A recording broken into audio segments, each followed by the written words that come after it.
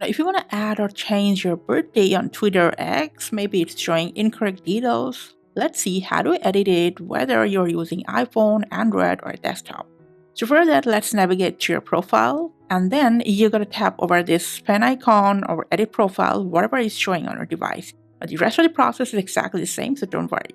Now tap on your birthday. Now, here's a heads up. You can only change it a few times. Doing it too frequently, too often might lock your account, so be careful about that. Hit continue.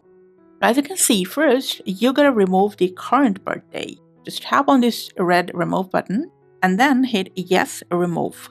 And you'll be redirected to your profile once again. Tap on add your date of birth option.